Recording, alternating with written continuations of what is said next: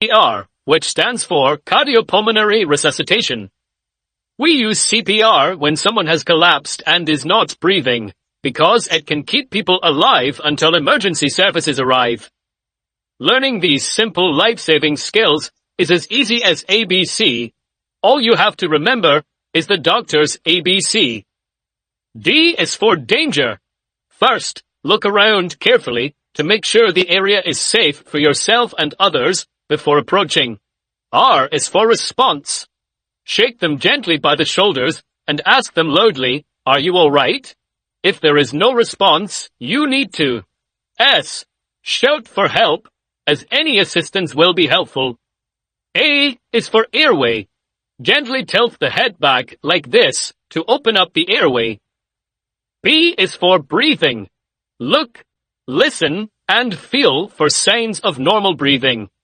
Look for normal chest movements. Listen for normal breathing sounds. And try to feel their breath against your face. Do this for no more than 10 seconds. If there is no sign of breathing, or if they are breathing in an unusual, noisy way, we need to start CPR.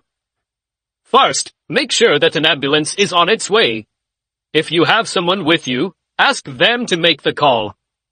Putting the phone on speaker mode is useful as the ambulance service can talk you through the steps. C is for circulation. Circulation means the flow of blood around the body, and when the heart stops pumping, we need to take over this role by pushing down hard and fast on the chest. Start by placing the heel of one hand at the center of the person's chest and interlock your fingers like this. With arms straightened, press down hard and fast, letting the chest come back up fully each time. Fast means around 2 times every second. And hard means that the chest needs to go down by about 5 centimeters. This might sound a lot, but you do need to push hard for it to be effective.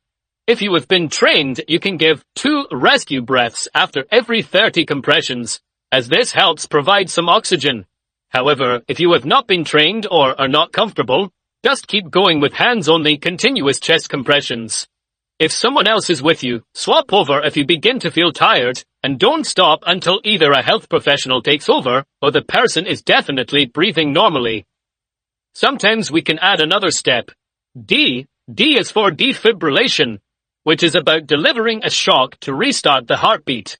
Some public areas and workplaces have an easy-to-use defibrillator on site, called an Automated External Defibrillator, or AED. Automatic means that it is the machine that decides what to do, so you can't go wrong, and it even talks you through the steps. If there is no AED available, keep going with CPR until the ambulance arrives. That's it.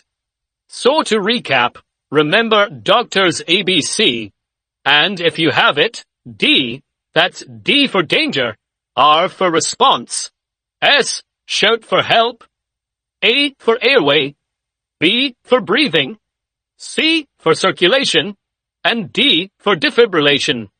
In this health sketch, we've shown you the simple steps you can take to help someone who has collapsed, is not breathing or not breathing normally,